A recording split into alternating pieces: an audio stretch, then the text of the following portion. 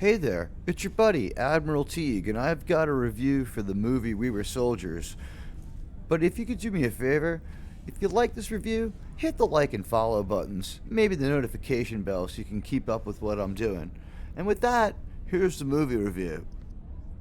Currently, the 2002 movie We Were Soldiers is free with YouTube Premium. This movie was made by most of the people involved in Braveheart, but it's far more historically sound. We Were Soldiers is not your typical Vietnam War movie about a bunch of drugged up slackers taking out civilians for fun. This is a far more accurate depiction of an actual event. The most important thing to remember about We Were Soldiers is that it's a battle relatively early in the war when the expectation of victory was still high. Starring Mel Gibson, Sam Elliot, Barry Pepper, Kerry Russell, and Marilyn Stowe, the movie attempts to deliver a complete narrative of the American side's point of view, stretching from their stateside base where wives and family awaited in fear of a telegram to the front lines of Landing Zone X-ray in faraway Vietnam.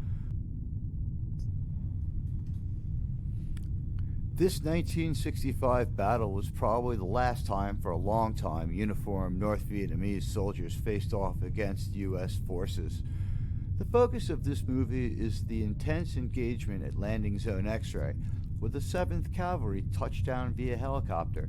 The ensuing battle is recreated in the movie with a high degree of accuracy. This is mostly because there was an American combat journalist with a camera trapped at Landing Zone X-ray after it was impossible to remove anyone, who recorded much of what happened.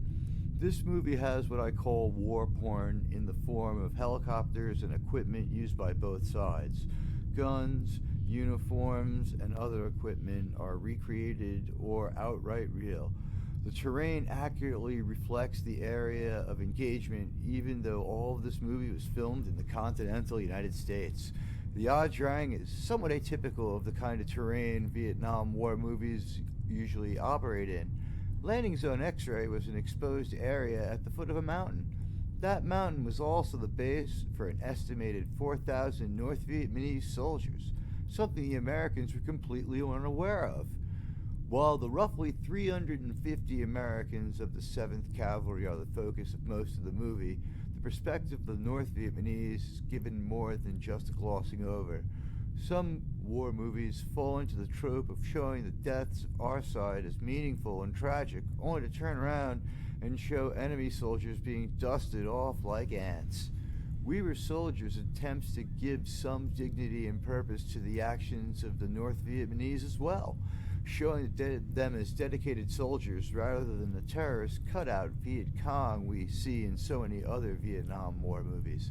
Hence the movie's title, They Were Soldiers. It shows that both sides had a grudging respect for the other side's tactics and abilities.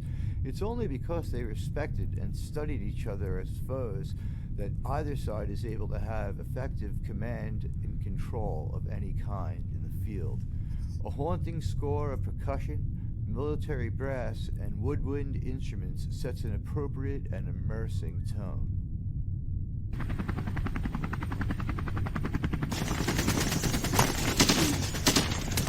Broken arrow!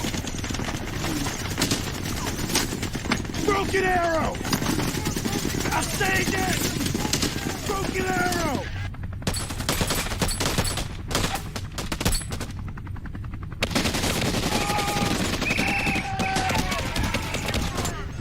Broken arrow? That means that an American's been overrun, causing every combat aircraft for support. My God, there's no hiding it now.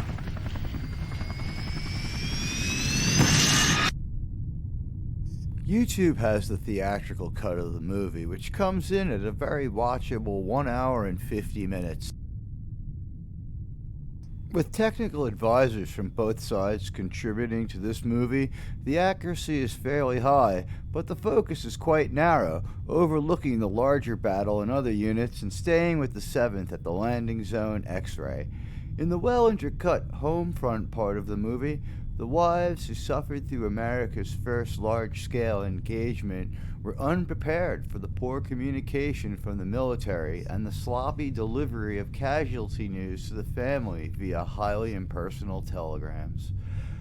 Madeline Stowe and Kerry Russell's part of the story is only slightly less intense than the battle scenes we see, which is really saying something considering they were all filmed in a peaceful suburban setting of an army base back home. This bloody, violent movie isn't exactly something for the whole family. It's more like it was narrowcast for history enthusiasts like myself. The movie had a hostility towards more conventional Vietnam stories in so much as it shows the 7th Cavalry as a highly motivated force that was well prepared for an intense battle and fully intended to win. The 7th Cavalry holds out into the night, awaiting relief using all of America's war assets, like airstrikes and artillery bombardments, all beautifully illustrated. Spoiler alert, we lost the war. We were wrong, and we were never going to win in Vietnam, but that's the fault of the United States government and not the soldiers who fought the war. It was good to see a movie that showed a perspective where far more American soldiers were decent people who were thrown into a bad situation and came home with their honor intact. This movie is a real palate cleanser after dark behavior that was made to seem pretty typical in movies like Platoon. The message of this movie seems to be that the Americans cared just as much about one another as they did about going home, and that they were honorable and had an esprit de corps.